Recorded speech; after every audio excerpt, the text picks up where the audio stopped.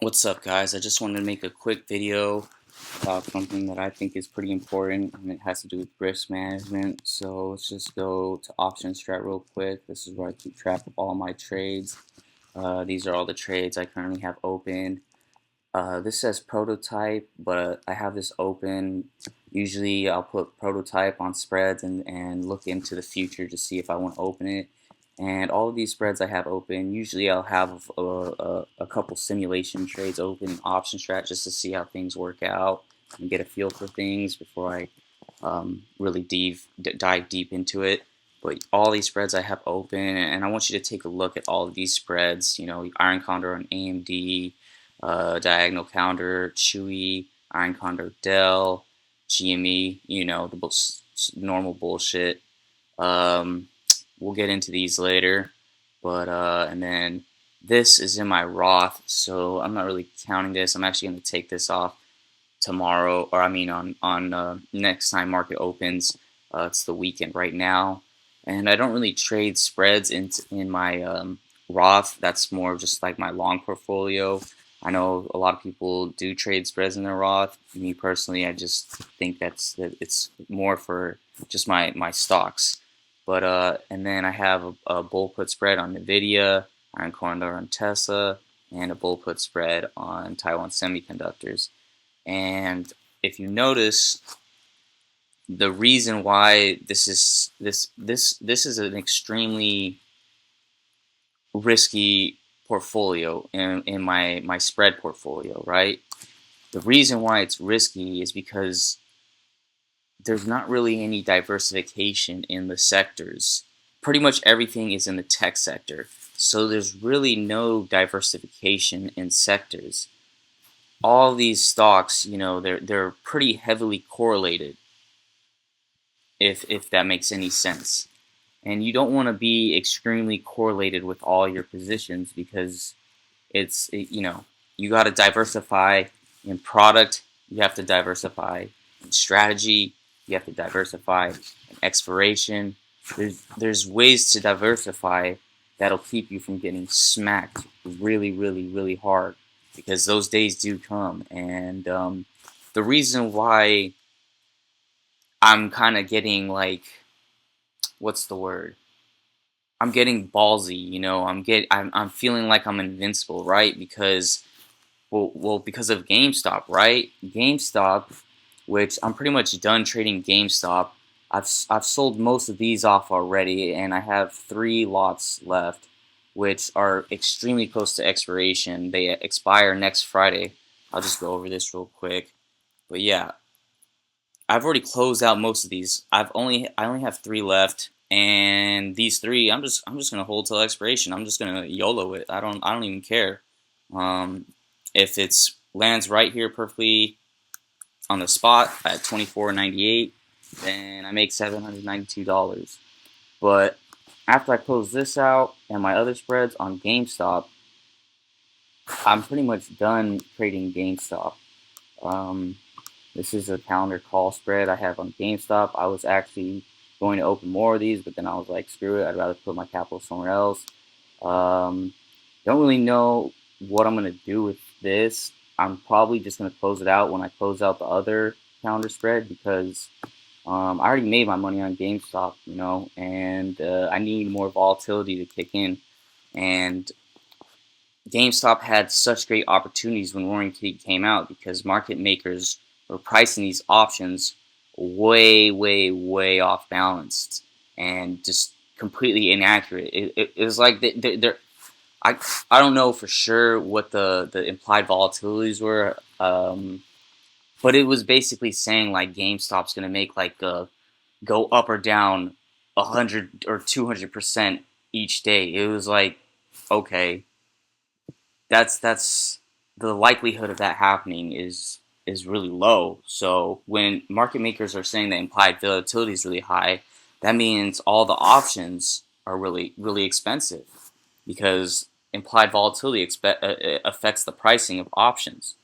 So whenever there's mispricing in the options market, you could take advantage of that. So, and then this is another spread I have on GameStop, which I was also going to scale into this, but again, I'm over GameStop.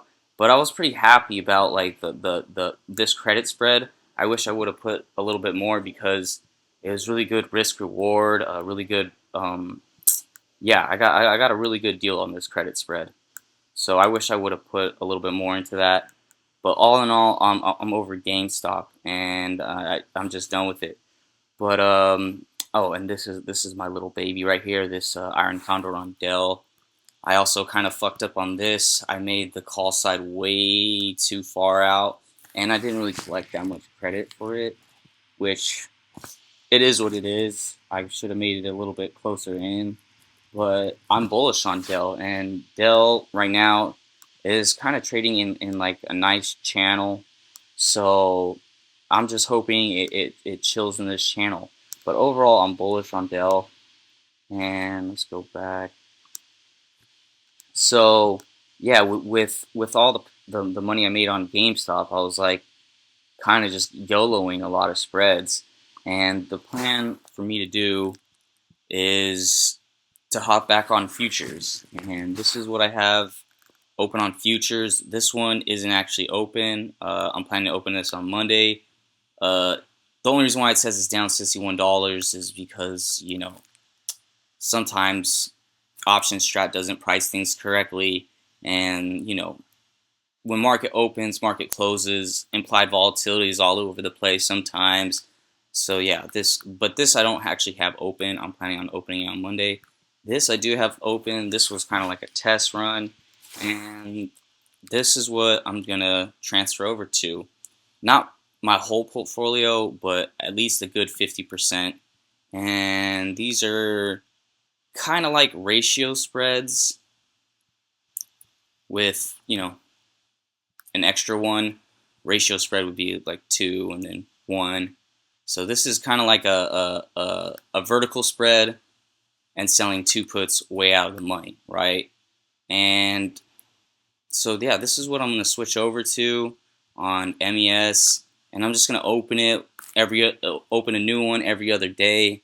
That way I get, you know, the law of large numbers in, and I don't take any risks, and I'm just going to profit on every single one of them because that's how these trades work out. You need a black swan event to really get fucked over on these. So, and then I'm also going to open up strangles on MES as well. And this is the one that I want to open up on Monday. This one's a little bit closer in expiration. It's 69 days. But yeah, this is the one I want to open up on MES. Selling these two, selling this one, buying this one, if that makes sense. And this is what I plan on doing the rest of the year. Obviously, I'm still going to be trading individual stocks, but it's not going to be how it was, like, you know, before. My whole entire portfolio was individual stocks, and most people that trade options don't trade individual stocks. Me, I actually love trading individual stocks. I love trading options that are extremely non-liquid, and I don't have to really worry about liquidity too much because I'm not dealing with millions and millions of dollars, and I know how to kind of like play around and, you know, wait for the opportunity. I put in a limit order, and if it doesn't get filled, it doesn't get filled, and then I move on. And that's what happens in highly illiquid stocks. Is most of the time you don't even get filled. But options price fluctuate like crazy when there's no liquidity. You know, implied volatility goes wild. You know, once you've been trading options for a while, you kind of get the feel for things, and as long as you get the fill you want, nothing else really matters, right? I mean, you put in a limit order, you get filled, boom, you're in the trade, and then you put in another limit order to get out. And with illiquid stocks, you'll get lucky so many times. It's crazy. Like, I was trading a Cisco. I had a credit spread on Cisco, and nobody's trading options on Cisco. Nobody. I don't. There's no one in the fucking world trading options on Cisco. And I had a bull put spread on Cisco, and I got a really good fill. I had a really good risk reward, and it really wasn't. I wasn't making too much money on it. And then one day, Cisco just tanked like 4%, like instantly. My trade was a bullish trade, and I hit my profit target when it was going against me, which made absolutely no sense. That's what I'm saying. These the liquid stocks, it's crazy because these price fluctuations, just don't put in a stop loss, a hard stop loss. You have to have a soft stop loss because of the implied volatility fluctuations. But you'll hit your profit target so easily sometimes within days. It's just crazy sometimes. So that's why I like trading individual stocks. And then, you know, IV rank for whatever you're trading, SPY, SPX, MES, ES, whatever.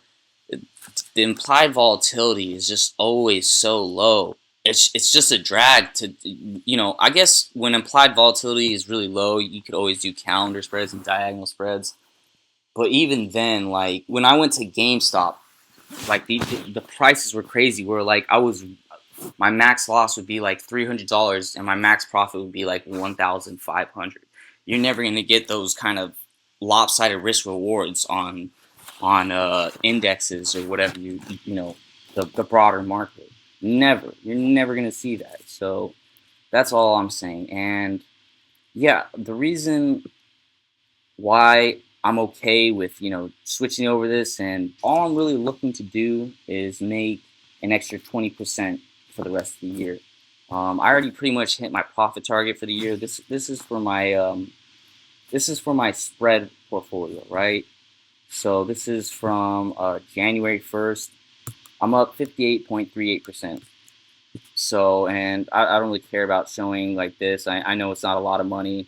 I had to start all over because I, relapsed and blew through a $50,000 portfolio on drugs. But yeah, so I had to start all over. I'm back at square one. But yeah, since January 1st, I'm already up pretty much 60%. So if I make just another 20% for the rest of the year, that's 80% profit.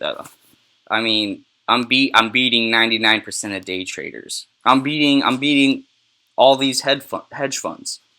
I'm beating Berkshire Hathaway. I'm happy with those returns. If I can just do this every single year for 20 years, just imagine how much money I would have.